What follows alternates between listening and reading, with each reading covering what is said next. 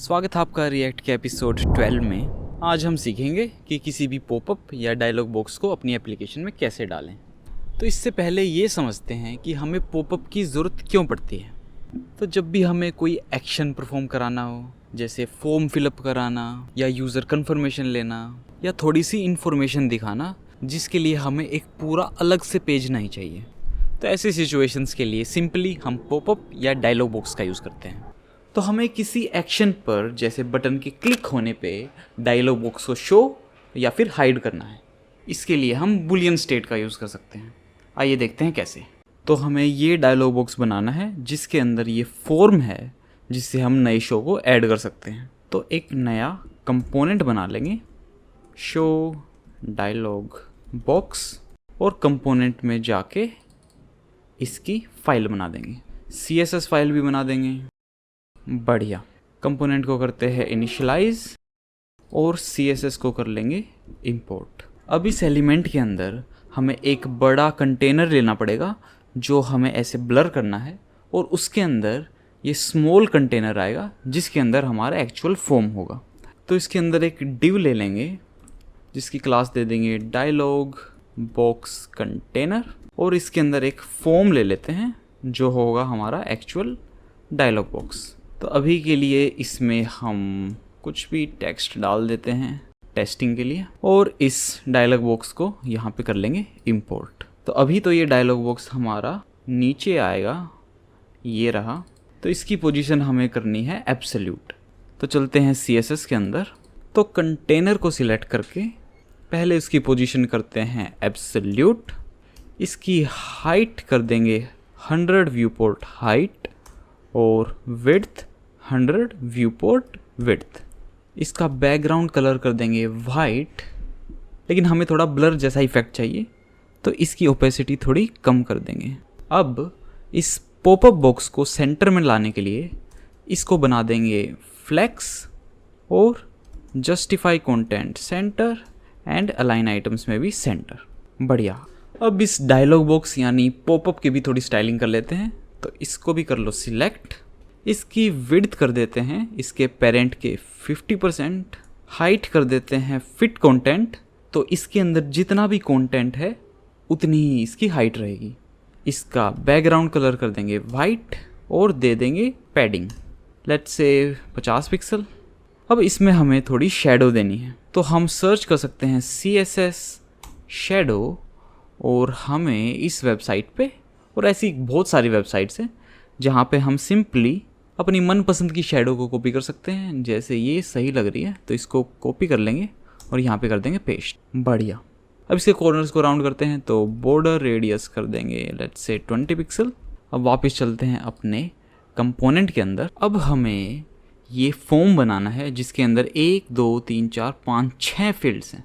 तो इन 6 के 6 फील्ड्स का डेटा हमें स्टेट के अंदर सेव भी करना पड़ेगा। तो यहाँ पे हमें एक स्टेट बनानी पड़ेगी, शो फॉर्म डेटा, जिसके अंदर हम सभी इनपुट फील्ड्स की स्टेट स्टोर करेंगे।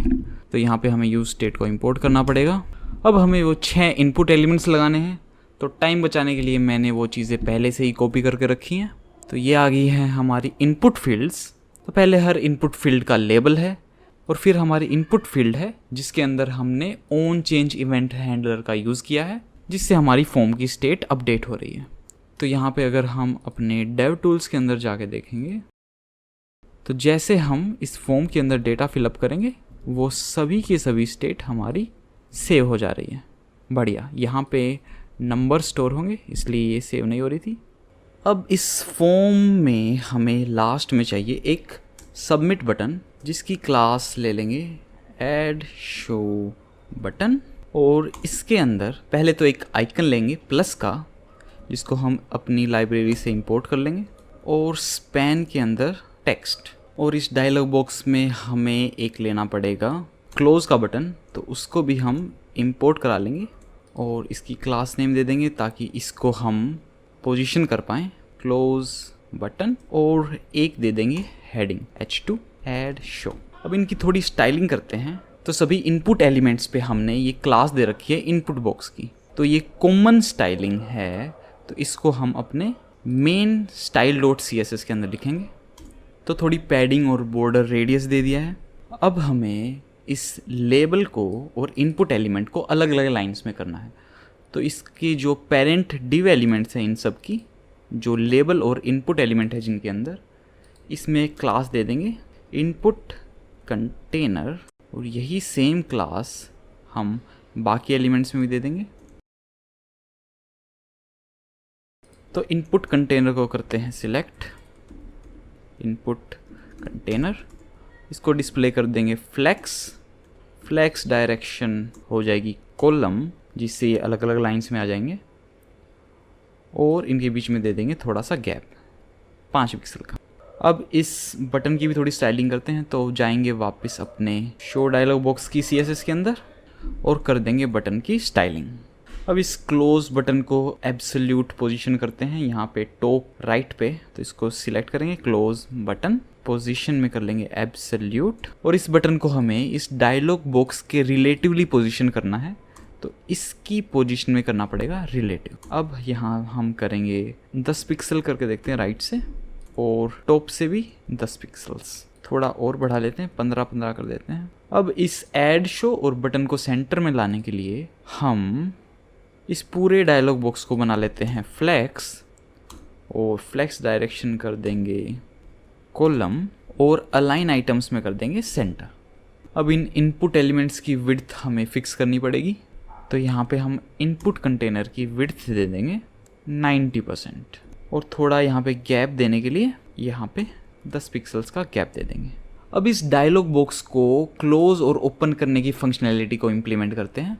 तो ये काफ़ी सिंपल रहेगा। हम यहाँ पे अपने ऐप कंपोनेंट के अंदर एक स्टेट बना लेंगे इज़ डायलॉग ओपन, और इसकी डिफ़ॉल्ट वैल्यू हम देंगे फॉल्स, क्योंकि स्टार्टिंग में हमारे डायलॉग बॉक्स बंद रहेगा। और इस डायलॉग बॉक्स को ऐसे डायरेक्टली रेंडर कराने के बजाय हम इसको कर लेंगे कंडीशनली रेंडर। तो एक्सप्रेशन लिखने के लिए हम इन कर्ली ब्रैकेट्स का यूज़ करेंगे और चेक करेंगे इस डायलॉग बॉक्स ओपन, और अगर ये ट्रू है तभी हमें ये कंपोनेंट दिखाना है। तो अभी हमारा डायलॉग बॉक्स दिख नहीं रहा है, लेकिन अगर हम डेव टूल्स में जाके इस स्टेट को करेंगे ट्रू, अब हमारा डायलॉग बॉक्स अपीयर हो जाएगा। तो अब ये बटन बनाते हैं जिस पे क्लिक करके हमारा ये डायलॉग बॉक्स ओपन होगा। तो जाएंगे शोज़ के अंदर, और इन सभी शोज़ के रेंडर होने के बाद हमें एक एक्स्ट्रा टाइल रेंडर करनी है। तो हमने एक डिव ले ली है न्यू शो के नाम की, और उसके अंदर ये प्लस आइकन इंपोर्ट करा लिया है लूसिड रिएक्ट से, और एक H2 में लिख दिया है न्यू शो। अब इसकी थोड़ी स्टाइलिंग करते हैं फटाफट। तो इसको करते हैं सिलेक्ट, तो इसका पहले बैकग्राउंड कलर कर देंगे ग्रे, थोड़ा इसको लाइट करते हैं। अब इसकी थोड़ी हाइट कम करते हैं, तो हाइट इसकी कर देंगे 80%। अब इन दोनों को प्लस साइन और इसको सेंटर में लाने के लिए सिंपली इसको बना देंगे फ्लेक्स, और जस्टिफाई कंटेंट सेंटर, और अलाइन आइटम्स में भी सेंटर। फ्लेक्स की डायरेक्शन भी चेंज करनी पड़ेगी, फ्लेक्स डायरेक्शन कॉलम। अब इस बटन के क्लिक करने पर हमें जो ऐप के अंदर ये स्टेट है इस डायलॉग ओपन, इसको ट्रू करना है। तो हमें ये स्टेट यहाँ पर शोज़ के अंदर पास करनी पड़ेगी। तो सिर्फ हमें ये फंक्शन पास करना है, सेटर फंक्शन, तो इसी नाम से इसको पास करा देंगे। और शोज़ के अंदर यहाँ पे हम पहले इसको डिस्ट्रक्चर कर लेंगे, और इस डिव पे लगा देंगे ऑन क्लिक लिसनर, जिसमें हम इस सेटर का यूज़ करके इस स्टेट को कर देंगे ट्रू। तो ट्राई करते हैं, इस पर अगर हम क्लिक करेंगे तो हमारी स्टेट हो गई है ट्रू। बढ़िया। सिमिलरली ये चीज़ हमें इस क्लोज बटन के लिए भी करनी है। तो ये सेटर फंक्शन हम इस डायलॉग बॉक्स के अंदर भी पास कर देंगे, और इस डायलॉग बॉक्स में करा लेंगे इसको एक्सट्रैक्ट, और इस X यानी क्लोज बटन पे भी लगा देंगे ऑन क्लिक लिसनर। अब इसमें हमें यहाँ पे करना है फॉल्स, तो अब इस पर हम क्लिक करेंगे, डायलॉग बॉक्स हो जाएगा क्लोज। तो दोनों चीज़ें काफ़ी अच्छे से काम कर रही हैं, बस ये कर्सर और हमें चेंज करना पड़ेगा। तो पहले तो इस क्लोज बटन का कर्सर कर देंगे पॉइंटर, और इस न्यू शो बटन का भी कर्सर कर देंगे पॉइंटर। अब क्लिक करते वक्त हमारा ये छोटा सा हाथ आ जाएगा। अब फाइनल स्टेप रह गया है, इस फॉर्म में जो भी हम डेटा डालें वो हमें बाकी सभी शोज़ में ऐड करना है। तो अब तक आपने अगर ये सीरीज़ देखी है तो इतना तो हम समझ ही गए हैं कि नए शो को UI में शो कराने के लिए हमें शोज़ की एक स्टेट बनानी पड़ेगी और उस स्टेट के अंदर नया शो ये ऐड करना पड़ेगा। तो पहले देखते हैं कि अभी हम शोज़ को कैसे रेंडर करा रहे हैं। तो शोज़ जो हमारा डेटा है वो शोज़ कंपोनेंट के अंदर है, ये रहा, और ये किसी स्टेट के अंदर नहीं है। तो इसकी हमें स्टेट बनानी पड़ेगी और बेस्ट ये रहेगा कि इसको हम ऐप कंपोनेंट के अंदर ही बना दें इसकी स्टेट। तो यहाँ पे हम एक शोज़ की स्टेट बना लेंगे, शोज़ डेटा, और यहाँ पे पेस्ट कर देंगे सभी शोज़ को। ये एक्स्ट्रा चीज़ हम हटा देंगे। अब इस शोज़ डेटा को हमें दो जगह पास करना है। तो इस शोज़ डेटा को हमें पहले इस शोज़ के अंदर पास करना है ताकि ये शोज़ हम रेंडर करा पाएँ। तो एक और हम प्रोप यहाँ पे डाल देंगे शोज़, और शोज़ के अंदर इसको कर लेंगे एक्सट्रैक्ट शोज़, और यहाँ पे शोज़ डेटा की जगह अब आ जाएगा हमारा शोज़। रिफ्रेश करते हैं। अब हमें ये शोज़ का जो सेटर फंक्शन है ये पास करना होगा इस डायलॉग बॉक्स के अंदर। तो यहाँ पर हम सेट शोज़ डेटा को पास कर देंगे, और अब डायलॉग बॉक्स के अंदर सिंपली जब भी इस ऐड बटन पर बंदा क्लिक करेगा तो जो भी हमारा न्यू शो का डेटा है स्टेट के अंदर उसको शोज़ में ऐड कराना है। तो पहले तो यहाँ पर हम इस बटन पे लगा देंगे ऑन क्लिक हैंडलर, जिसका नाम हम रख सकते हैं ऐड शो हैंडलर। तो ये फंक्शन हम बना लेंगे यहाँ पे ऊपर। अब इस ऐड शो हैंडलर के अंदर हमें शोज़ सेट करने हैं। तो यहाँ पे हम कॉल बैक फंक्शन का यूज़ करेंगे जिसमें हमें मिलता है प्रीवियस शोज़ की स्टेट, और यहाँ से हम रिटर्न करा देंगे एक एरे जिसके अंदर होंगे हमारे सभी प्रीवियस शोज़ प्लस में एक नया शो।